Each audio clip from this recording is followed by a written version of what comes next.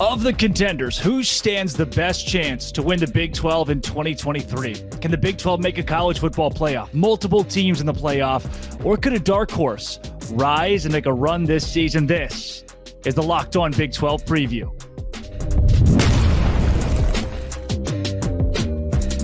Let's break it all down in the Big 12. Drake Toll here from Locked On Big 12 with your ultimate college football preview, which is brought to you by Game Time. Download the Game Time app, create an account, and use code LOCKEDONCollege for $20 off your first purchase. Last-minute tickets, lowest prices guaranteed. Look, here we go. Big 12 guys. John Williams of Locked On Sooners. It's Jonathan Davis of Locked On Longhorns. You got Kansas State and Texas Tech who could make a run at it. Both of those teams would like to make a case for the Big 12, but you guys seem like the big dogs. Now, I got to be honest. I'm sleeping with my ex right now. That's what it feels like, right? She's still living in the house, and I got to find a way to kick her out. Texas and Oklahoma have 1 year left of the Big 12. What can they do to win this conference? Jonathan, we start with you. Texas, the big dog in the Big 12, as the highest-rated team in the coaches poll. If this squad is going to make some waves in their last year in the conference, what's got to go right? Yeah, so I think that it has to start with Quinn Ewers, right? If we're talking about football, quarterback is the most important position on the field. And, Quinn Ewers, we're still waiting for him to live up to that perfect rating out of high school, right? And the way that he played last year in 2022, he had an excuse, coming over from Ohio State and essentially being a true freshman, but that's not going to be good enough. So, I think that Quinn Ewers has to show progression. He has to, live up to that rating, and he has to take a big jump, for Texas to be capable of winning the Big 12 this year. Also, I think what has to happen this year, if Texas is going to be favored in every game they play in besides Alabama, then Texas has not play with their food, right, this year, whether it's against Baylor or Oklahoma. I'm poking fun at the guys on the broadcast, but they have to not play with their food this year, right? If they're that much more talented than every team they're going to go against, if they're favored to beat every team in the conference that they're going to go against, they have to go out there and actually do it on the field. So if Texas can finally get over that hump, if Texas can finally win an off-season championship and then it translates on the field during the regular season, it's going to be because Quinn Ewers took that jump and this team didn't play with their food in 2023. Jonathan, Texas owns the Big 12 in off-season championships more than all other teams combined.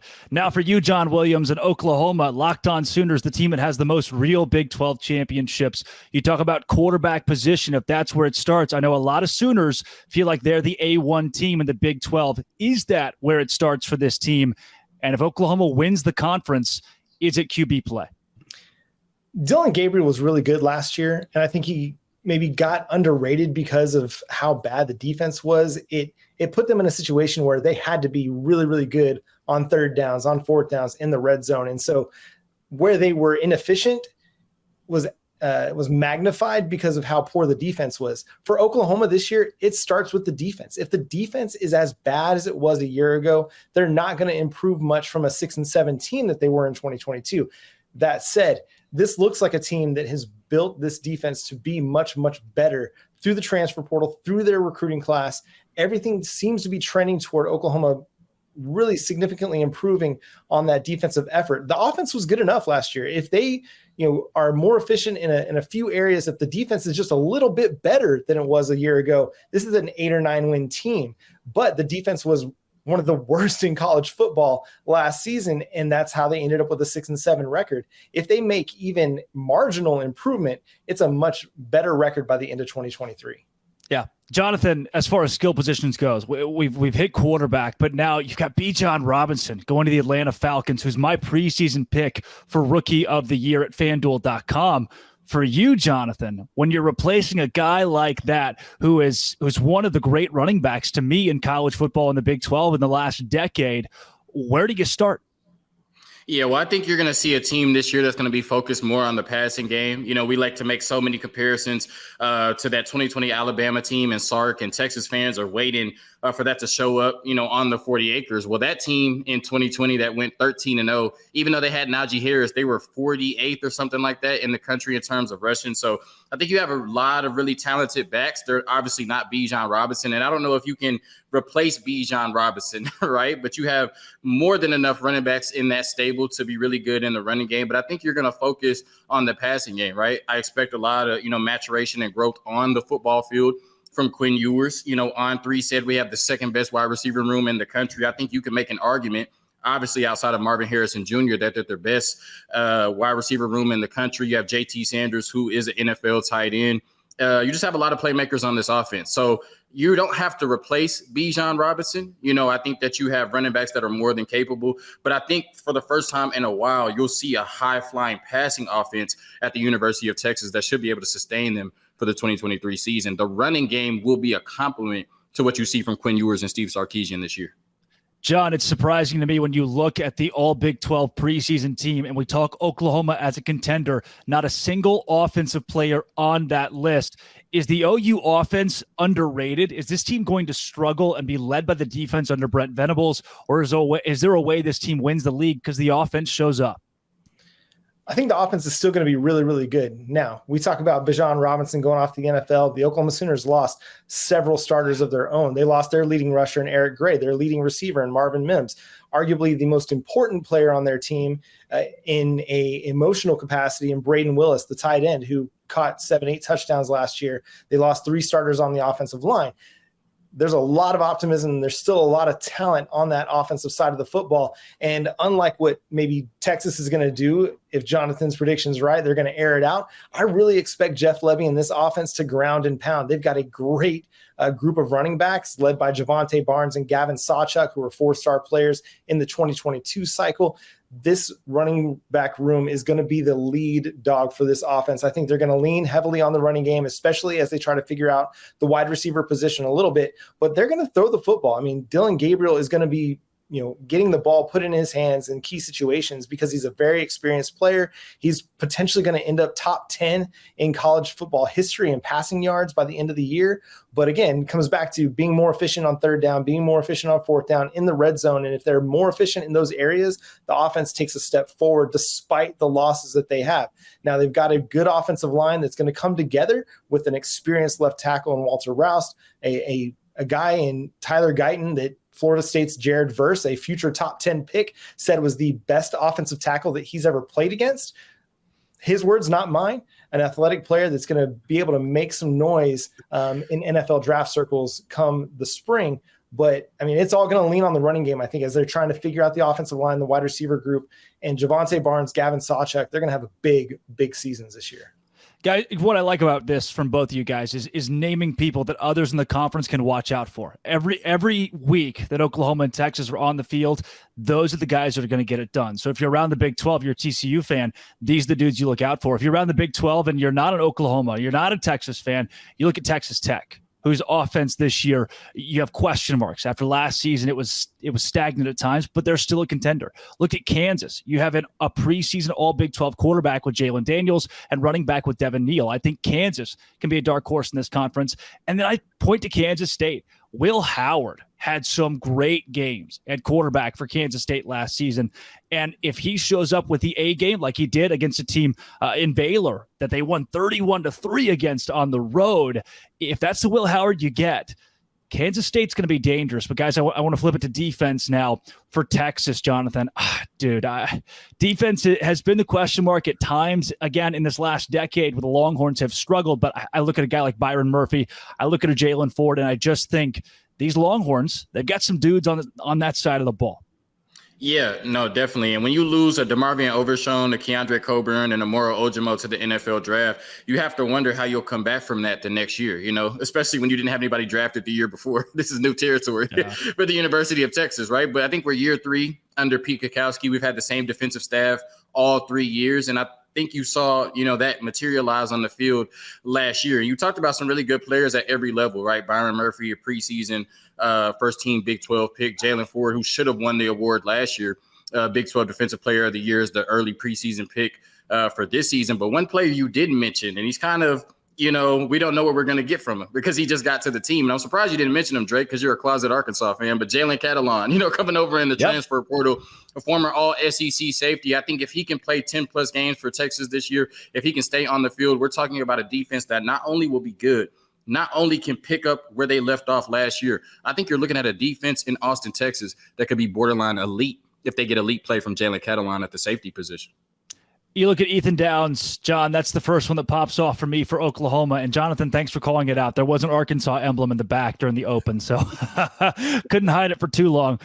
John, for you, this defense at OU, Brent Venables, one of the best minds in the game. It didn't come together last season, but in year two, it has to if Oklahoma's going to win the league. It absolutely has to, and I think it's going to. They've made some significant additions in the transfer portal. Look, we can start with Dasan McCullough, who was a true freshman All-American, had 4 sacks, primarily as an edge rusher last year. The dude's an elite athlete, and he's going to be playing cheetah linebacker. He can cover. He can rush the passer. He can play in space. He's just an elite athlete that's going to be able to do everything you want him to do. They added Reggie Pearson from Texas Tech through the transfer portal. This is a big hitting safety. If everybody remembers the Oklahoma-Texas Tech game, hit Eric Gray so hard he probably should have been put in the concussion protocol, but wasn't. Hit Dylan Gabriel so hard in overtime of that game that Gabriel had to sit out of play. I mean, dude is a thumper, and he's going to bring an edge to Oklahoma's defense. They also added Rondell Bothroyd out of Wake Forest, who had 13 sacks over the last 2 seasons, 24 and a half tackles for loss in that same time frame. A really, really good edge rusher as well, to add to Ethan Downs, who was Oklahoma's lone Big 12 preseason selection. He had a really strong finish to the season with 7.5 tackles for loss over Oklahoma's last 3 games last year. It all starts up front, and they've made significant additions along the defensive line to try and bolster their depth, add girth. There's been a big emphasis on adding weight and adding size.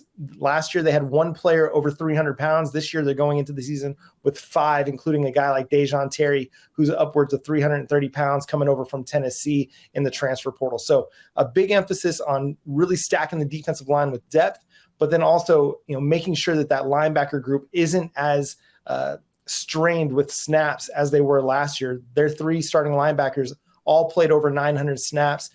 Only 2 players had more snaps in FBS than Danny Stutzman did last year, and they were both part of the group of 5. So trying to utilize the depth that they have, which again, over the last 2 off seasons, through the recruiting ranks, through the transfer portal, they've added really good, talented players through the linebacker class, including Kobe McKenzie, who was committed to Oklahoma, flipped to Texas, committed back to Oklahoma in the 2022 recruiting cycle. So that's a fun one. But you're going to start to see a lot of these guys. Jaron Kanik is going to be a player at linebacker that's going to take a step forward as well. That it's going to help this whole defense come together.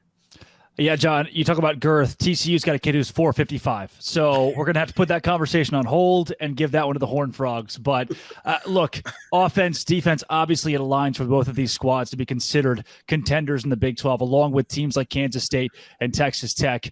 But look, I'm 22, right? I'm in the TikTok era. I have about a 30-second attention span, so that's what I'm going to give you. Jonathan, is Texas going to win the Big 12? 30 seconds, go. Yes, Texas is going to win the Big 12 this year. I know I've been saying that since 2009. I know you've been hearing that on whatever social media app you're on since 2009. But yes, like I said, the Alabama game withstanding every other game they're going to be favored in. I think this is the year 3 is Steve Sarkisian, too talented. They don't play with their food this year. They win the Big 12. They end up in Arlington in December, hoisting that trophy. John, same thing. Is Oklahoma going to win the Big 12? I would love to come into this thing being very confident and saying, yes, they're going to. But the reality is I don't think they're going to. I think the schedule sets up for them to be in Arlington and to play for the Big 12 title game. But I just don't know if all of the additions to the transfer portal, through the recruiting ranks, are going to be established enough to see them carry that through and win a Big 12 title. I think they can. I'm a little bit skeptical still as we look at this team in the preseason. Again, 122 ranked defense last year. Can they be a top 50 defense this year? If they can, then they can win the Big 12. Can the offense mitigate the losses of Marvin Mims, Eric Gray, Braden Willis, 3 starters on the offensive line? If it all comes together, then absolutely they can. The thing that they have working in their favor is the schedule. They don't have Texas Tech. They don't have Kansas State. They don't play Baylor. 3 teams they lost to a year ago, and 3 of the top 6 teams in the conference. They've got difficult road trips to Cincinnati, to Provo, and then obviously the Red River Showdown in Dallas, Texas against the Longhorns is always going to be a tough game. I've predicted Oklahoma is going to win that game just based on feeling, emotions. I think they're going to be slept on because of 49-0. Everybody's going to be sleeping on Oklahoma. They're going to be overlooking the Sooners a little bit, and Oklahoma's going to be coming into that game with a chip on their shoulder, and it's going to reverse fortune.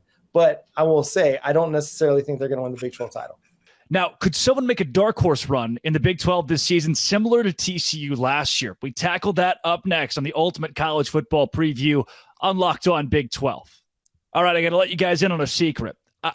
Everything that you see here, it's not all done by one person. So you got to hire a team. So I myself have an intern. Now, the reason I do, and they're really good at what they do, because I went to LinkedIn Talent Solutions. These days, having the right hire feels great. You want to be 100% certain that you have the best qualified candidates available, and that's why LinkedIn Jobs exists. So you go right now, purple hashtag hiring frame, you add this to your LinkedIn profile, and it's easy to spread the word that you're hiring. They're simple tools, screening questions, right? I needed an intern. It didn't seem that big of a deal, but geez, I got overwhelmed quick till I used LinkedIn Talent Solutions. They make it easy. You focus on the right candidates with the right skills. You go in and you find the right team member. It's why small businesses rate LinkedIn Jobs #1 in delivering quality hires versus the leading competitors. Go to LinkedIn Jobs, where they help you find the qualified candidates you want to talk to, and they help you do it faster. Post your job for free at linkedin.com/lockedoncollege. Again, that is linkedin.com/lockedoncollege to post your job for free. Terms and conditions do apply. So we've hit the contenders of the Big 12. Now it's the, quote, underdogs. We've got teams like TCU in here. The Locked On Jayhawks host Derek Johnson. We've got BYU, the Cougars of Houston, some newbies, and Oklahoma State, who seem so overlooked this season. But let's start with the team that went all the way to the college football playoff, got away with a win, and we will full stop not talk about it after that. Stephen Simcox of Locked On Horned Frogs. Stephen, what are you doing with the underdogs?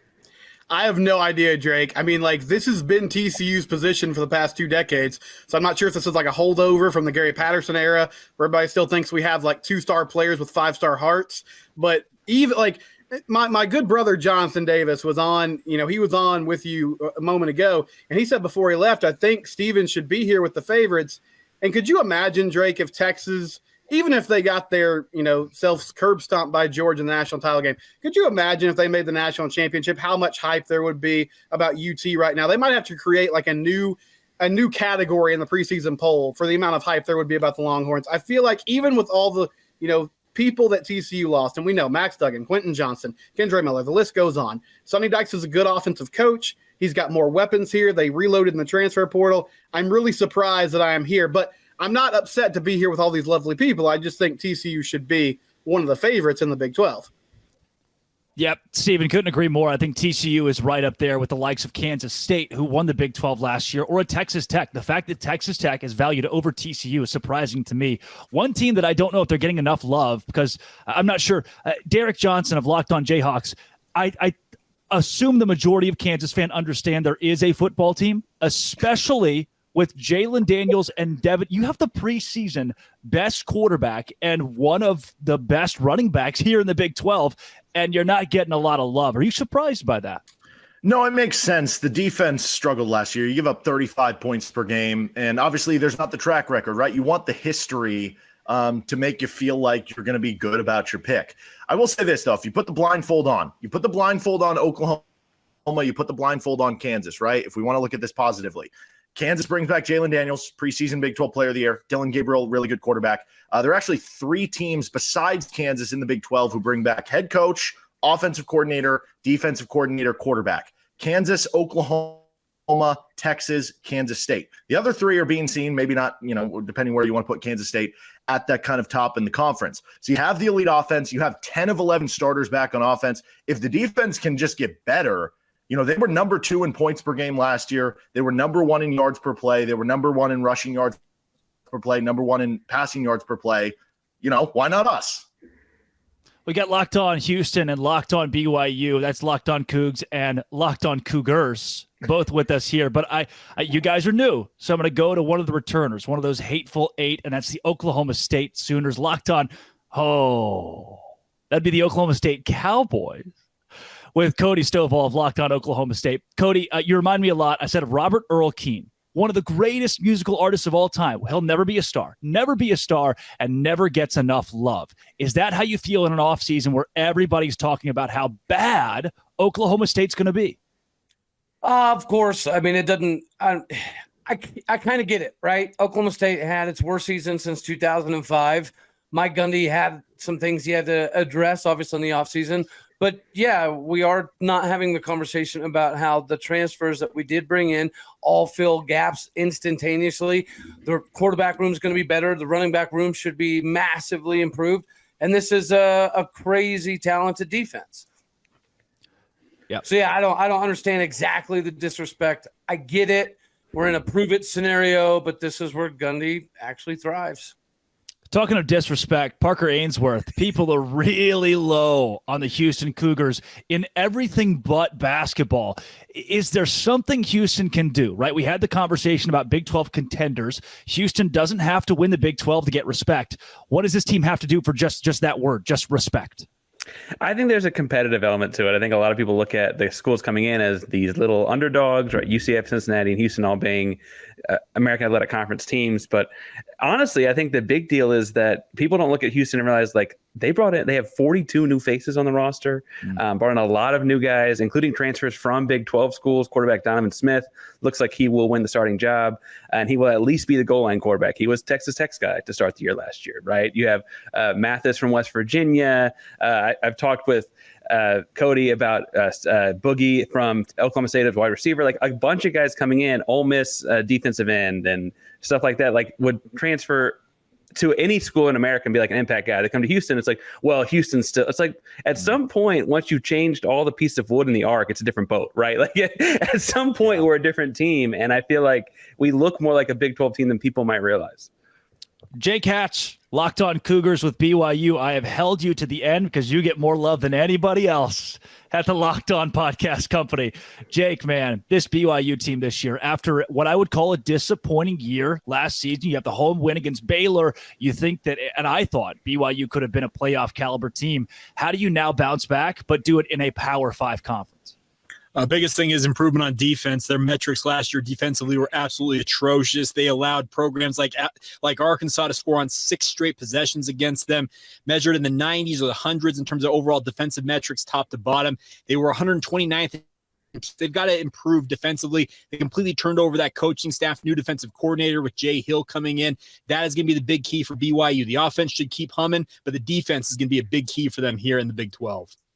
Yeah, when I look, Steven Simcox, Locked On TCU Horned Frogs, Johnny Hodges, I look at Josh Newton. I don't have a ton of questions about this defense. I like the TCU defense next season. What I don't like is the fact that there's nobody on the field with the last name Duggan across their jersey. What is TCU post Max Duggan? Yeah, it's a great question. I mean, I honestly feel like Chandler Morris has been around forever, but he hasn't really played in many games. So he's in a weird spot where he played against Baylor a couple years ago. Yeah, he did. He did play against Baylor. Sorry about that, Drake. Well, I'm not really sorry. I'm just kind of being nice to the host here. But yeah, Chandler Morris hasn't proven a lot on the field in game-like situations, right? And so that's going to be a huge question. But, you know, I feel like he's honestly like a great passer. It's funny, for the first 3 years of Max's career, we used all these great things. There were all these great things about him, but they were all intangibles. We talked about his grit, his heart, his determination, and he still showed that in his last season on campus, but he was actually also just a better quarterback as well. But I think Chandler is an accurate passer. I feel like he can do some special things with the ball in his hands. I really think the question is more about, you know, how do you replace the leadership that Duggan had on the field? We all watched him in the Big 12 championship game. It looked like he was, you know, almost having a heart attack out there in the end zone against Kansas State. He truly does leave it all out there. I think the team responded to him and rallied around him in a super special way. And so it's going to be tough to replicate that. And the only way to do it is to win games. Max, even when he struggled, you know, found a way to put together big drives late in games to lead that team to victory. And so now that's going to be Chandler Morris's job. There's a lot of new faces on this team. And I think one underrated thing that we'll find out quickly about is that offensive line last year, all 5 of those guys started every single game, which it's pretty unheard of to have that type of health at a position that's that physical. And so now you have 3 new linemen in the interior there. Can they protect Chandler Morris? Because one thing that we do know about Chandler is that he has prone to get injured. And, you know, Josh Hoover behind him, I don't feel like is ready to man a Power 5 roster right now. So they need him to stay healthy. And that's going to be a huge part of whether or not TCU has success this season. Derek Johnson, as backhanded as it may feel for Locked On Jayhawks that everybody's excited about the resurgence of Kansas football, it is one of the bigger storylines in college over the course of the last year and then going into this year for Locked On Big 12.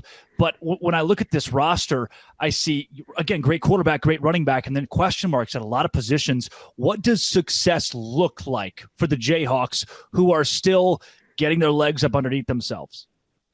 Yeah, I mean, offensively, you feel good about it with 10 of 11 starters back. I mean, you look at Pro Football Focus, they actually had the third best receiving grade in the entire country. You know, Ohio State with some guy named Marvin Harrison, they were up top at number 1. So you feel good about the offense. The success is going to come down to what are you going to get defensively?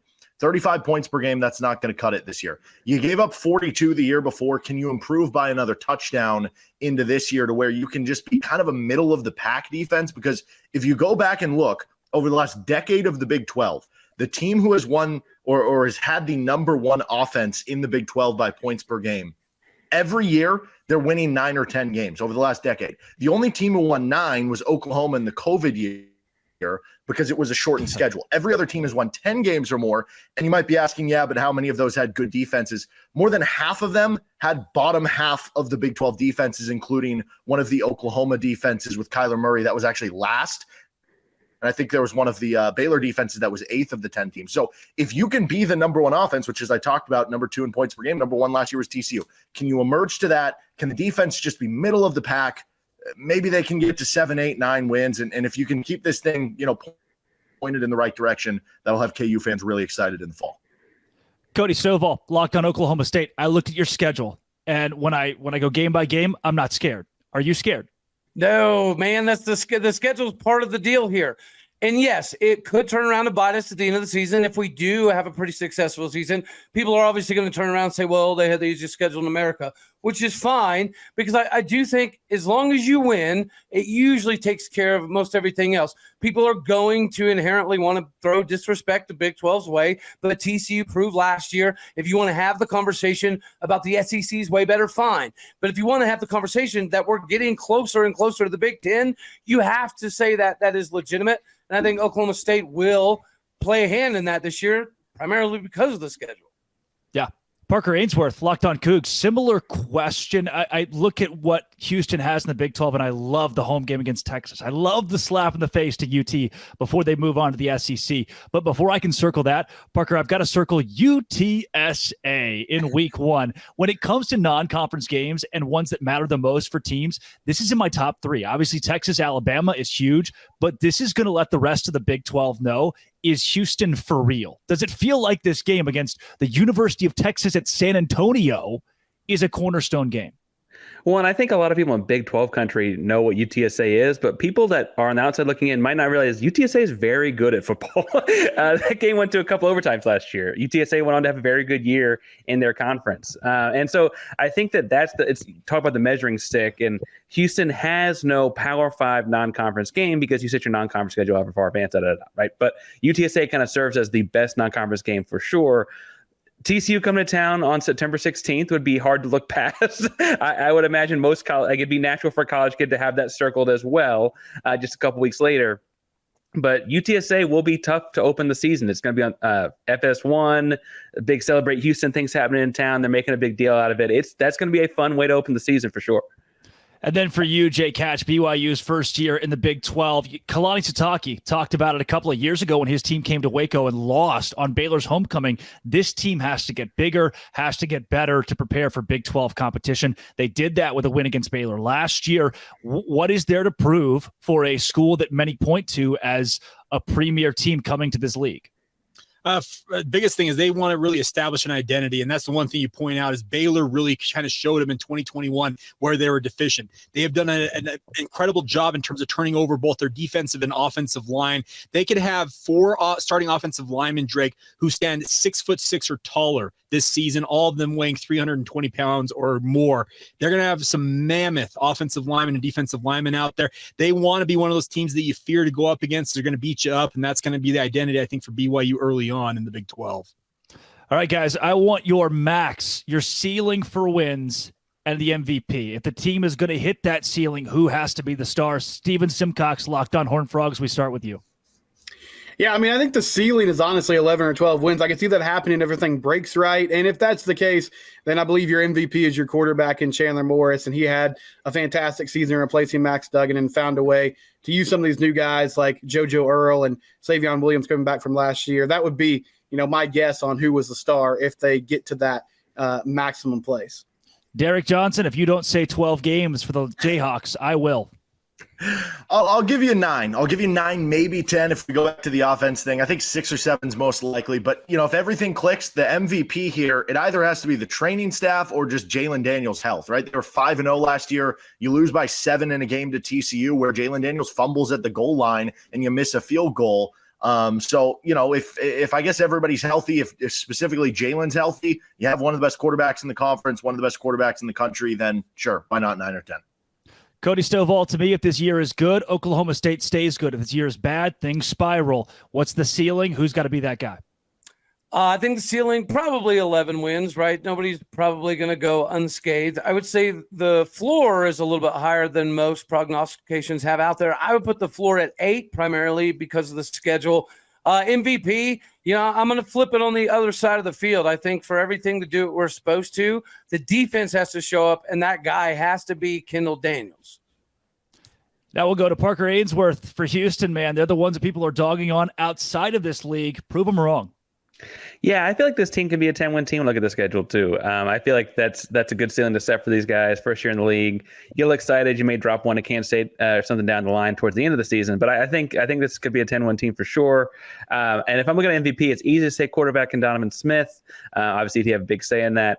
I would also look at Matthew Golden, the wide receiver. I think he's underlooked by some.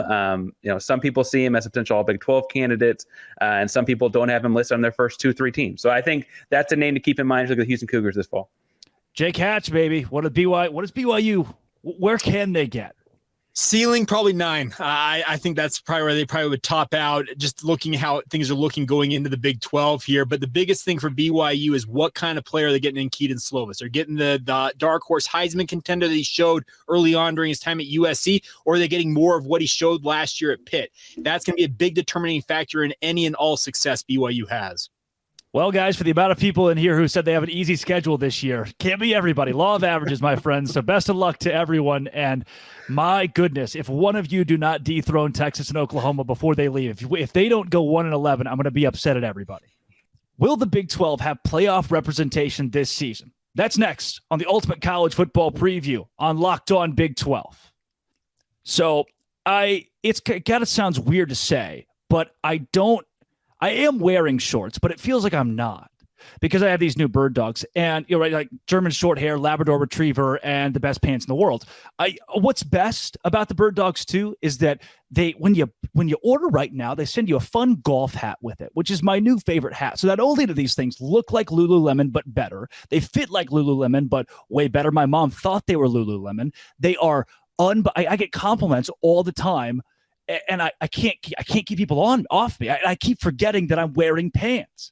See, these are all problems that you want to have. I love my bird dogs. I love my new hat. And all of that is because I went to birddogs.com/LockedOnCollege. They fit better than regular shorts. They have this cool invented cloud knit fabric. It looks like khaki, but it's got this really cool slimmer fit. And you don't have to sacrifice a moment, if you know what I mean.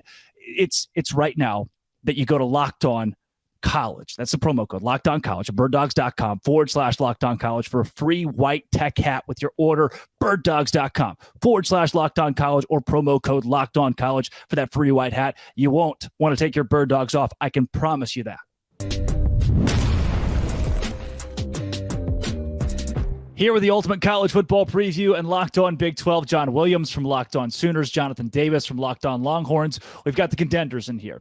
John, you talk college football playoff, something that Oklahoma is used to. They have been before. They have been on the cusp of winning a game before, but have not done so yet. If the Sooners, hey, Jonathan, you can't laugh because Texas hasn't been there yet. John, if the Sooners win the conference, they've got a great shot at going to the CFP. Is that where, and you just mentioned Oklahoma might not win this league. Are there even playoff expectations right now in Norman? I mean, you hear people talk and guys that are experienced in the program, and the expectation is playoff and national championship every year. Regardless of what's happened in the past, what happened a year ago, that's the standard. That's what Oklahoma is striving to live up to with, still that pursuit of an 8th national championship. But the reality is, again, you're still trying to build a Brent Venables program, Brent Venables team. You're trying to, come away from what Lincoln Riley and Alex Grinch's defense was at the end of their tenure and turn it into what Brent Venables had at Clemson, had at his previous tenure at Oklahoma. Can they get to the college football playoff? Maybe. I think, again, if things come together for this team and they have a top 50, top 40 defense, then yeah, they can win the Big 12. They can potentially make the college football playoff. But because of their strength of schedule, there's very little margin for error for them.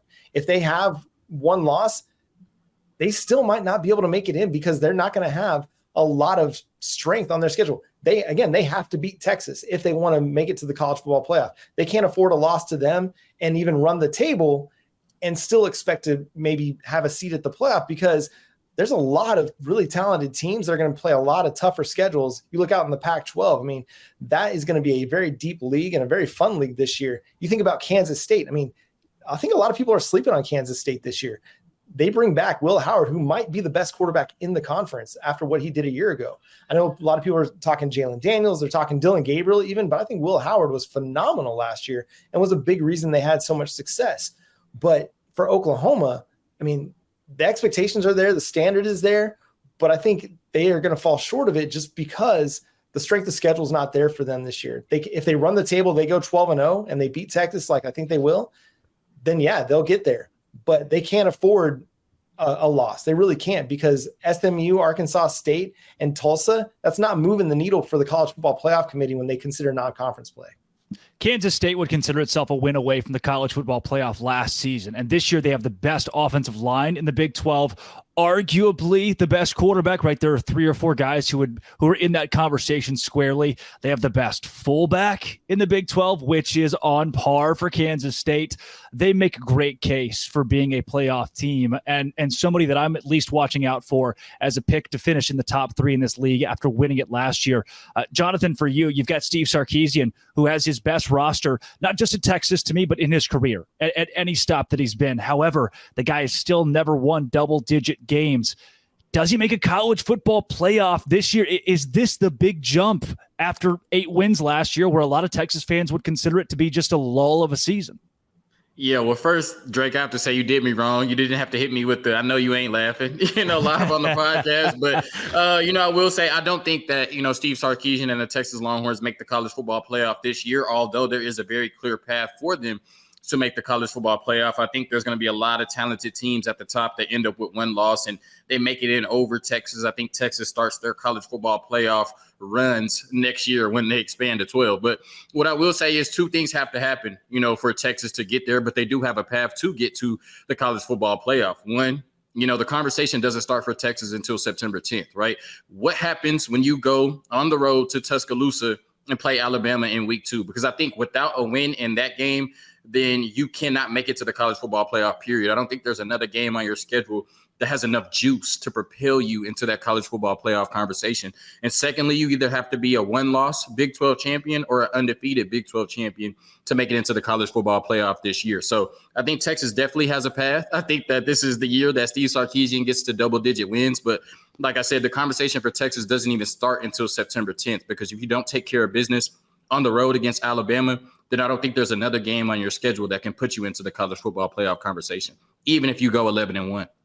In the most underwhelming yet unsurprising turn of events, we've had the two contender hosts both say, I don't think my team is making the college football playoff. You only get 4. I mean, it's right. It's not like unlimited, right? And we're coming off a season where the dark horse, where TCU, who was picked to finish the bottom, goes to the college football playoff and wins a game. But in here we have the 2 teams that are leaving the league saying, still don't know if it's our year. John, you look around the Big 12 for the last time that Oklahoma is going to play here. Do you see a college football playoff contender? I mean, I think it comes down to Texas and Oklahoma just because of the teams that carry the most weight. They move the needle the most. If they are able to go through the schedule and have 1 or fewer losses, then they'll have a chance. But I think the strength of the, what you see out in the Pac-12, in the SEC, and in the Big 10 is going to and even in the ACC. I mean, there's so much love right now for Clemson and Florida State.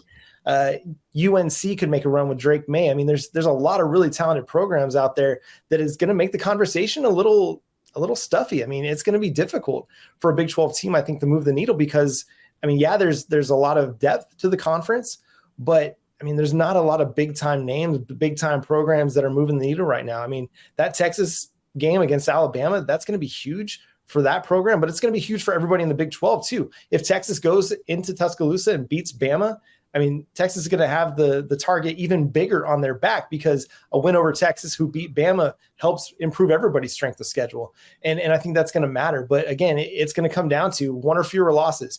There's not going to be a 2-loss Big 12 team getting into the conference or the college football playoff. And it might take an undefeated Big 12 team getting into the college football playoff.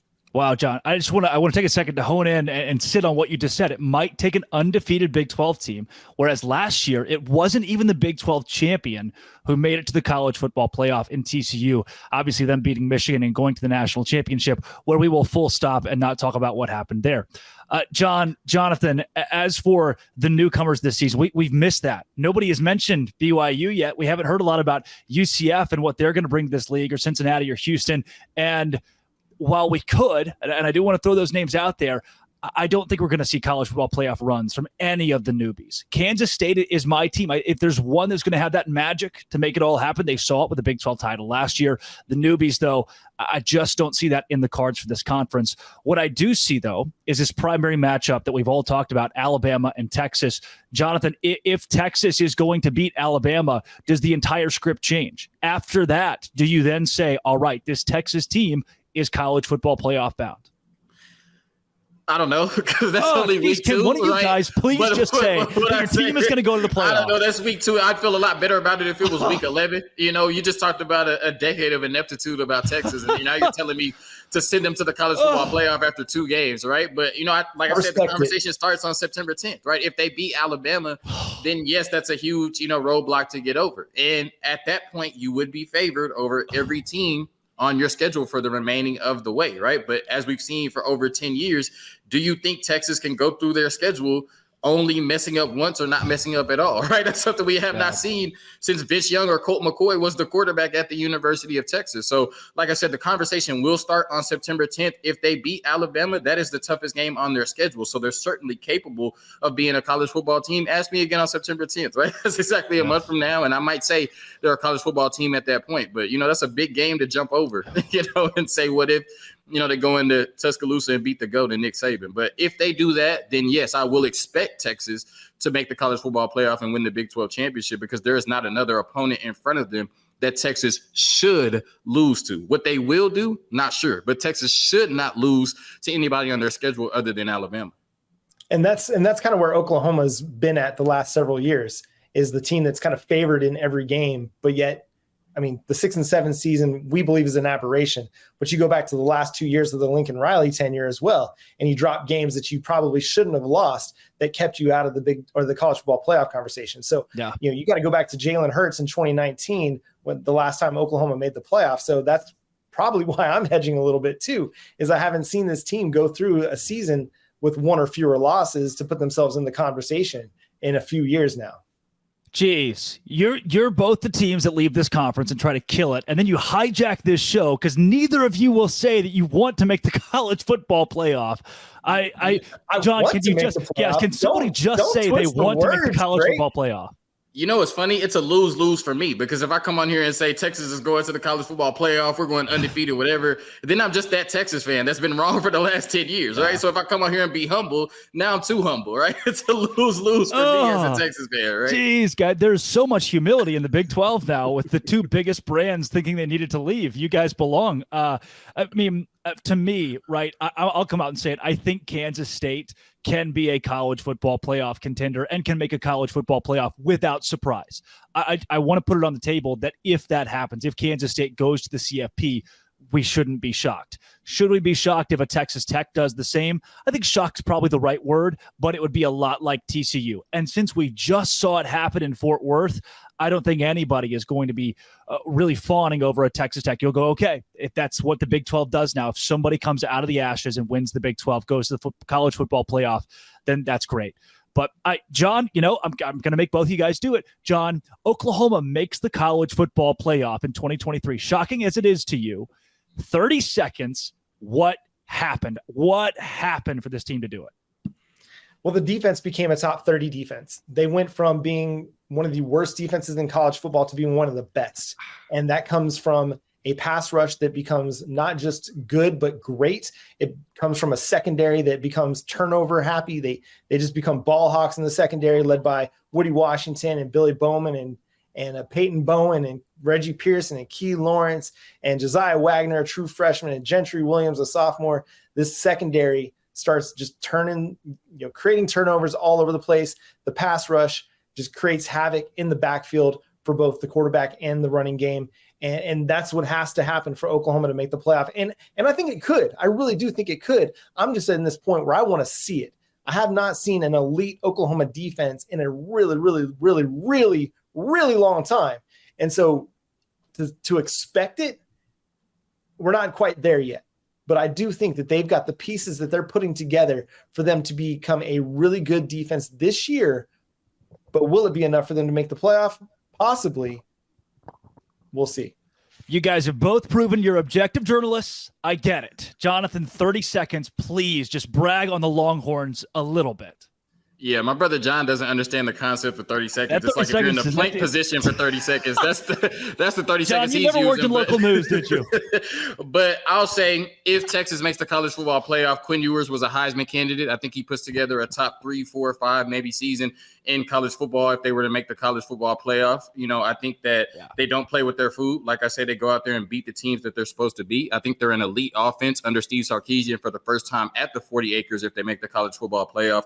I'm talking top 5 to top 10, and I think they have a defense that may not be elite, but does not lose you any games and keeps you in every game. If all of that happens, then Texas will make the college football playoff in 2023. Of course, if they beat Alabama on September 9th. Well, Jonathan, John, I love you guys both. I won't see you here next year. This time next year, I will not. You'll be on a different show doing a different preview. So in the most respectful way possible, I hope you both go 1-11 and neither of you make the college football playoff. What other teams make the college football playoff this season? The Ultimate College Football Preview continues with a look at the top teams from each conference. Follow Locked On Big 12 to catch that conversation, or check out another conference preview by subscribing to all the Locked On Conference shows wherever you get your podcasts.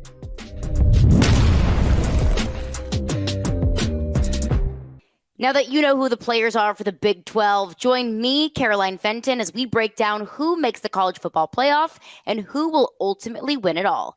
Go to Locked On Big 12 wherever you get your podcasts for this bonus episode of the Ultimate College Football Preview.